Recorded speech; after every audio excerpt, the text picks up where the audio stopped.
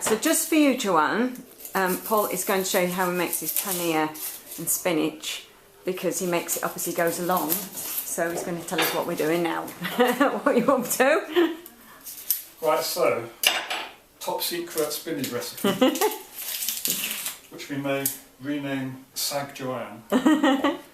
So an onion. This is like enough for two, using one normal sized can of spinach. So just chop the onion as finely as you can.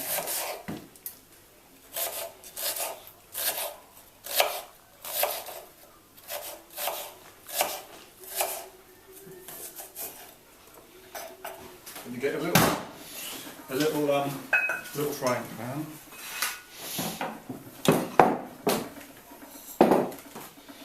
Cut your head off then, sorry. Right.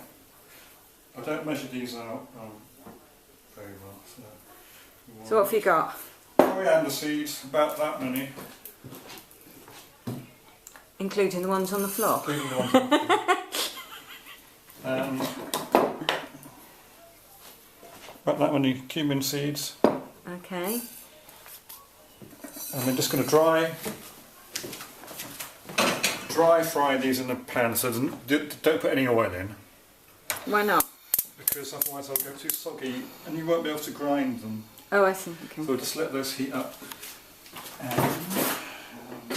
And how do you know when they have done their thing? Right, when you start to smell them, you start to smell the oils coming off. You'll know that they're kind of ready.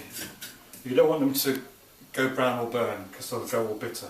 Okay. So a little bit of olive oil. Does it have to be olive oil? It can be nut oil, olive oil, vegetable oil, whatever you like. It's really matter. And In your magic bag of things. some butter. You bought butter. Did you buy any bread? I'm going to make some. Just put a knob of butter in. There. If you put the butter in with the oil, then the oil will stop the butter from burning. Really? Yeah. I never knew that. Okay. Turn the gas on.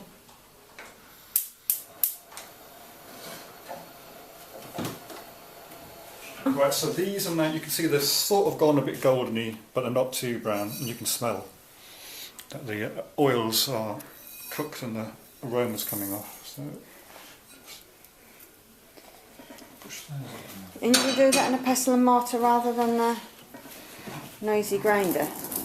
Yeah, well, they don't have to be really like powder. They can just be. If you've dry roasted them in a pan, they kind of go brittle, so they're much easier. Really can smell them. So they're much easier to grind when they've been dry roasted, because they go brittle. So we've got those. So that's cumin and coriander roasted, ground. Yeah, and then about a teaspoonful of black mustard seeds. So black mustard seeds. Just bung them in the. Oh, they are going into oil then? Yeah, they're going into the oil and butter. Like that. And then chuck all that in, all the seeds in.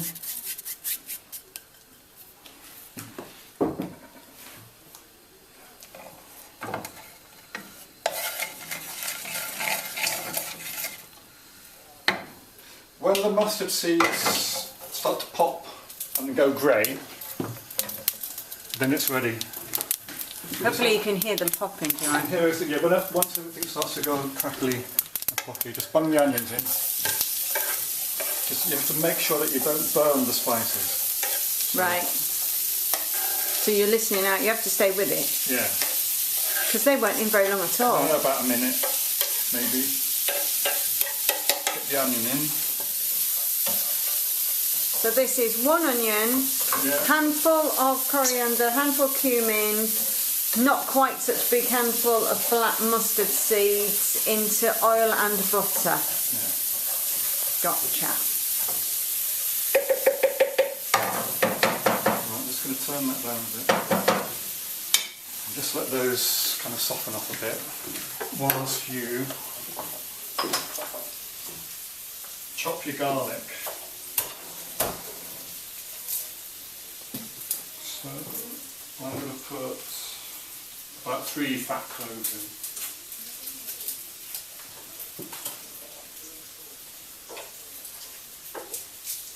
And if you want to know an easy way to get the skin off garlic, just get your garlic, get a nice strong flat knife and just bash it and the skin just comes off. Do another one. We got another one to do? Yeah.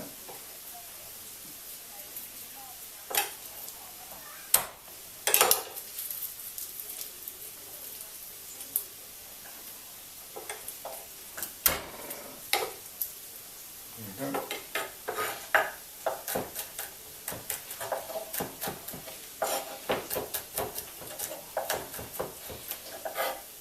And I'm going to put these in when the onions are starting to soften off. Because if you don't put them in with the onions at the same time, because then the garlic will just burn and go bitter. So you've got lots of things that can go bitter. Yeah. It's looking nice and brown. I don't know if it's come out on the film, but it looks great. It's almost greeny brown. Yeah. Khaki. Right, so that is now ready for the garlic.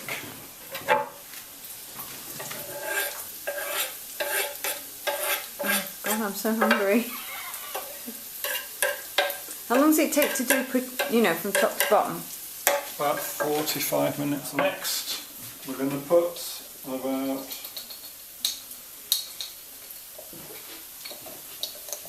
a teaspoon of turmeric. Over that. And some asafoetida. You don't need a lot. About that much. Where did you get that from? From any good Indian, Asian food store, they'll have it. What it is, it's the root of a kind of umbelliferous plant grown in sort of deserty areas, and it's the root that you extract the gum from the root, and then you dry it, and it's powdered up into make this asafoetida, which is kind of a very pungent, garlicky, leaky, intense flavour. And sometimes when you buy it, it will be mixed with some turmeric and other stuff as well. But as long as it says asafoetida, which is spelt A-S-A-F-O-E-T-I-D-A, asafoetida. You just need a little bit, just gives it a really nice kick. Jo calls it hing, doesn't she? Hing as well, yes. Stir in, and then keep filming.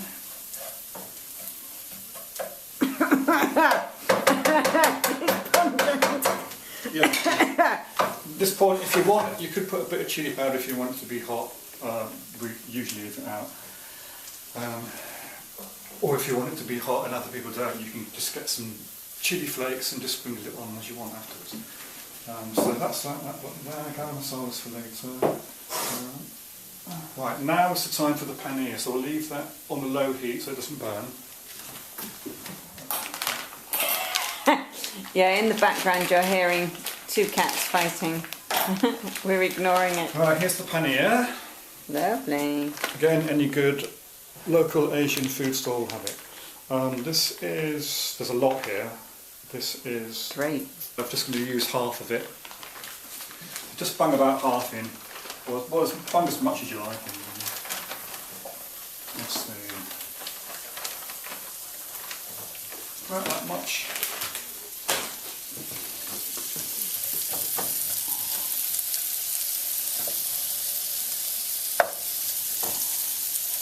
You want this to get nice and yellow with all the spices and the turmeric and stuff.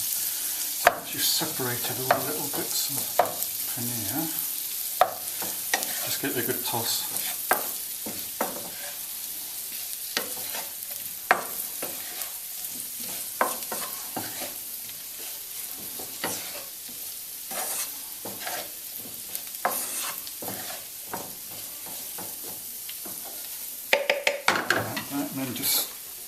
bring the heat up a bit and just fry it off a bit more.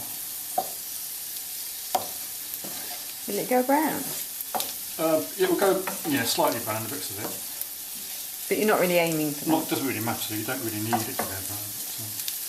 I just want it to get really hot so that it takes up all the flavours. Uh-huh.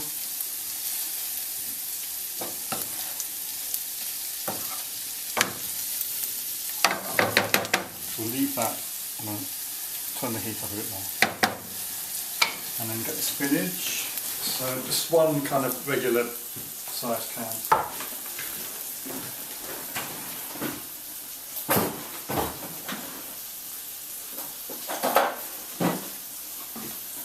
So it's alright using canned stuff? Yeah, it's better.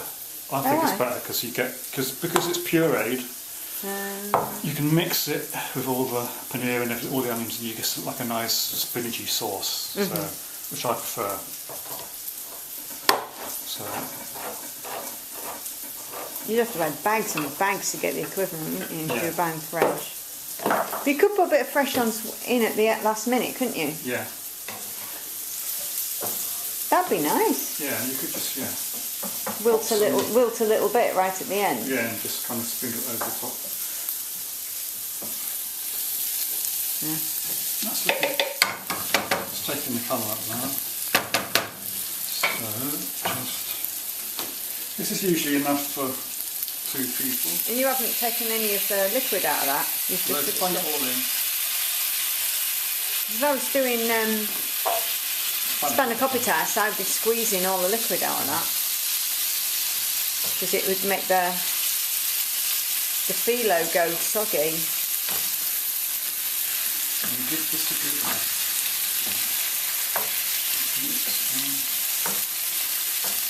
It's wet playtime, isn't it? It's raining, so the cats are in and they're getting really bored. Get under your feet. So you're putting milk in. I need it to be a bit looser so I can mix it. So this, Joanne, might be where you'd want to put your almond milk. Certainly if I could find almond milk, I'm going to be... And you can also, what's really nice is put coconut milk in if you want a nice creamy version. Oh, we don't have any. No. Or you can also get blocks of creamed coconut in little cardboard packets, and you can put some creamed coconut in, like half a packet of creamed coconut. It'd be delicious. So there you go, you could go coconutty, you could go almondy. We're doing the porpoise version because we haven't got it. This is just basically box standard. This is the box standard recipe, and then you can add whatever you fancy. Yeah, she's been talking about almond milk. I fancy giving that a go. I'm adding milk rather than water because I just like the creaminess. I think it makes the colour nice as well because the turmeric makes the milk go all nice and yellow. So you want a bit of movement to it. Yeah, I want a bit of movement so that the spinach mixes better. Right, now that's looking okay. I'm going to turn it down a bit. A tiny bit of salt. And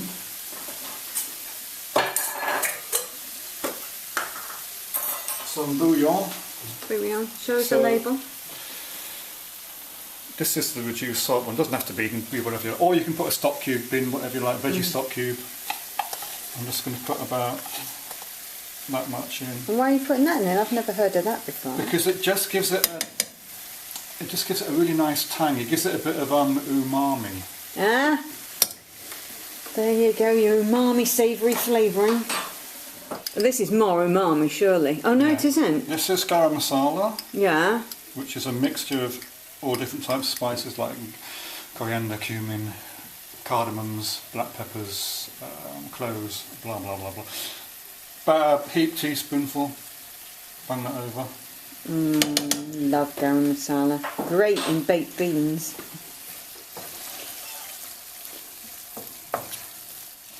Okay. And then I'm going to reduce the heat again just so that that all mingles whilst I chop a nice generous handful of coriander leaf. And do that. Right. This is our foster boy at the moment, playing with his toy. Okay, got it.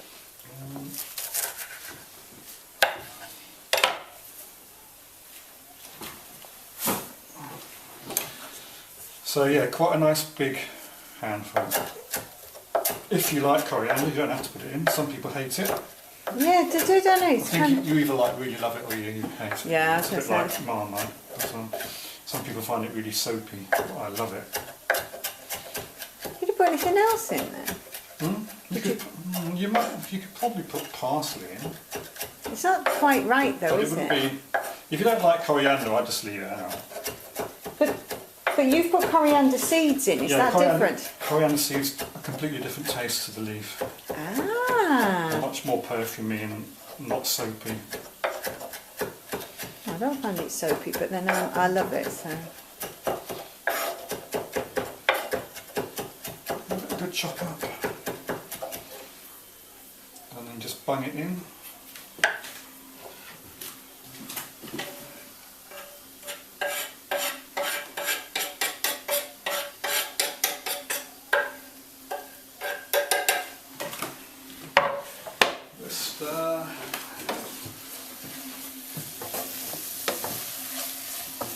Oh, that's got a nice green, isn't it? That's really boosted the colour.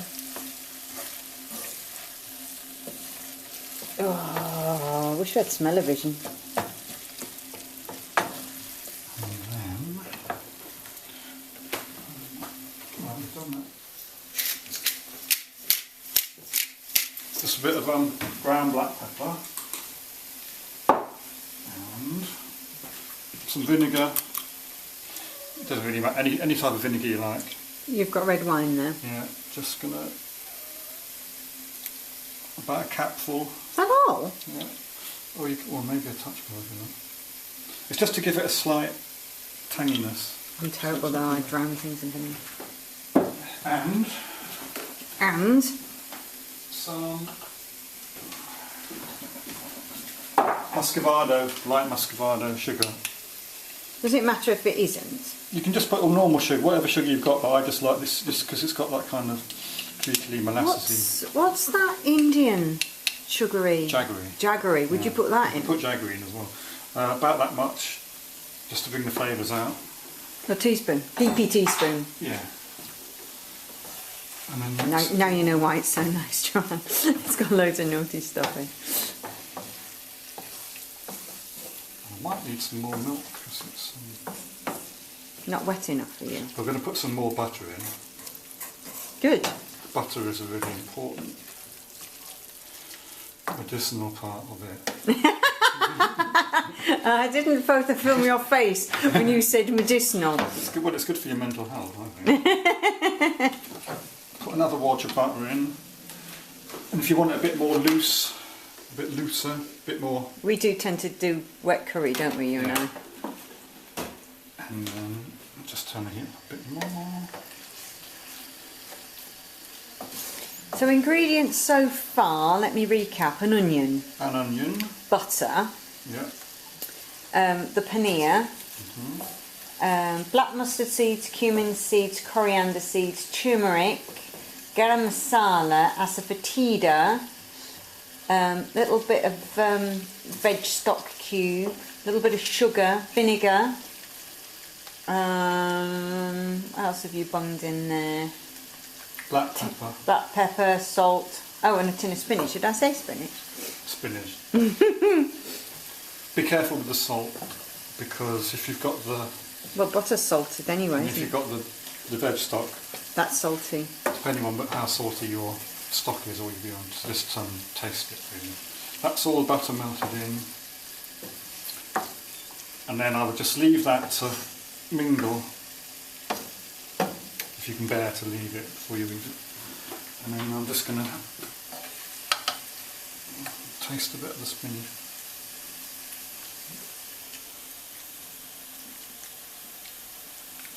Not taste right. Lovely. All of it. So, when it. you said you could bear to leave it, why leave it longer?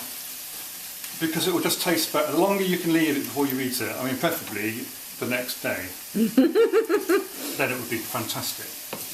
because all the flavours will just intertwine and mingle and make friends, and will all be conditioned, you know, like a kind of like a beer or something. And it just all the flavours. Curry's always better the next day, isn't it? Yeah. You can never bear to do that, but it's always nice if there's leftovers. Make twice as much, basically. And then just taste it, and then you can tell if you want to add a bit more coriander leaf or a bit more garam masala. It's up to you, however you like it. That's it.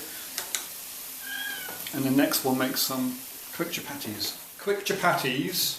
Can I just? You're saying quick chapatis, but before you start that, you did add something. I tasted it again and added a bit more, like another teaspoonful of garam masala. So when he says 1, go 2.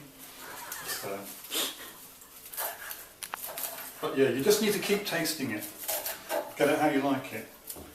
So this is a bit more coriander.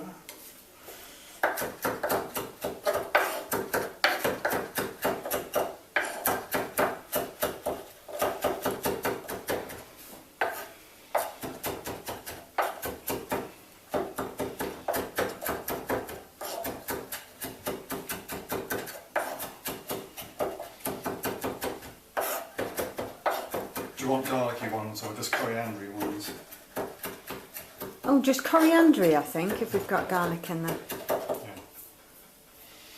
Anything, I think that would be... So if you're desperate for bread to go with it and you haven't got anything in, then all you can do is... where is the flour? It's behind there, just watch out, that's fallen.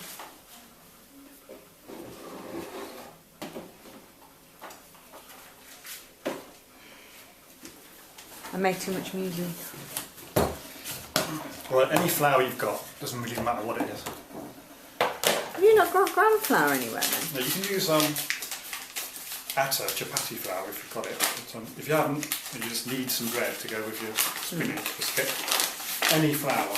What's this, self-raising? Do you want me to save that for some guys? No, not especially. Isn't all that self-raising? Oh yeah, that's self-raising. Oodles of the stuff. Just bung some in.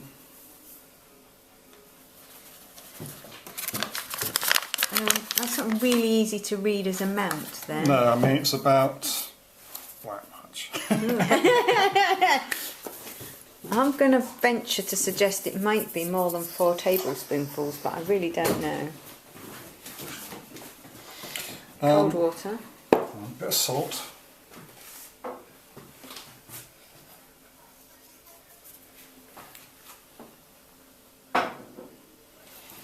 And then, before you put the water in, you can bung your coriander in.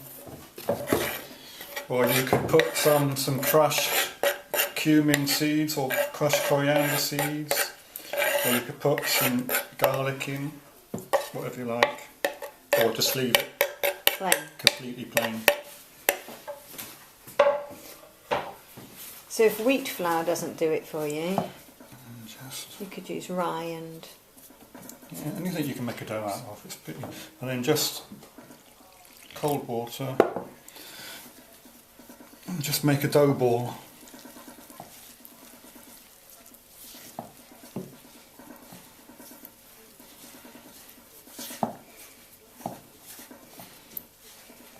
So just knead that into a ball and keep kneading it until it stops being sticky and it goes a bit elasticy like you would for normal bread. So you can stop filming this ball a bit if you want. Right, so there's the finished chapati dough ball, which I've kneaded for about 5-10 minutes. All you need to do to knead it, flour it up a bit, and then so that when you see it bounces back a bit, it's got a bit more spring and elasticity to it.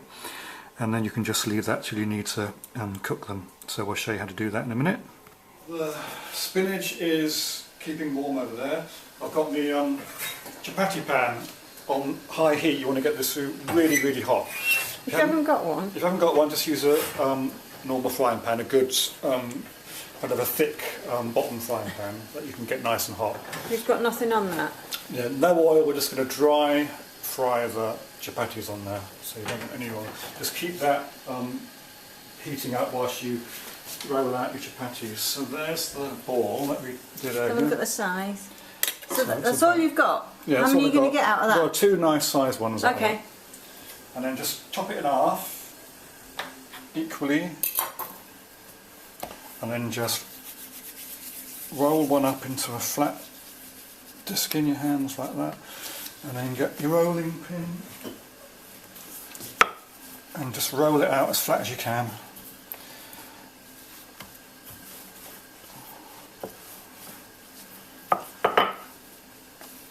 And because it's gone elasticy, it will keep reducing again, but after a while you'll be able to get it to the size that you want.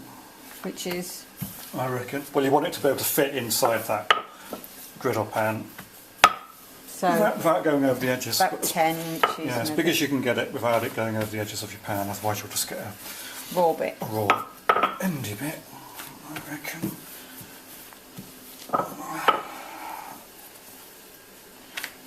I reckon that's okay. And we'll just take it over and flop it on.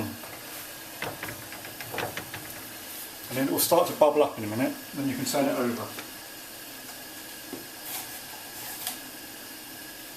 And whilst you're waiting for that first side to do, you can do the other one. Get that rolled out. Right, so you can see it started to bubble up. Oh yeah. And then you can smell it as well. And then when it gets to that stage, just turn it over. And then just leave it again. Oh, wow. Just keep just press it down a bit. It's going to go a bit burny, but don't worry, it's a nice burny smell.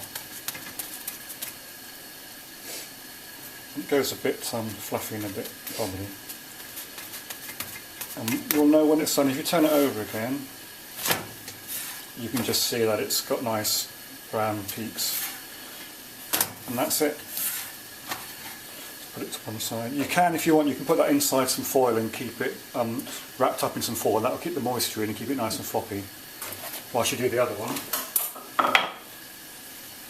So it's just the same thing for the other one, and that's it, done. Then you're ready to eat. So that's all of it.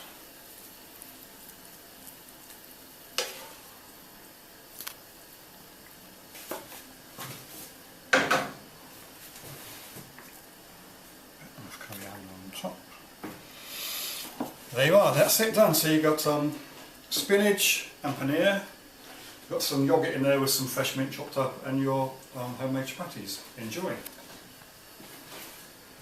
And that's Paul's Saturday kitchen on a Monday. And being jingle.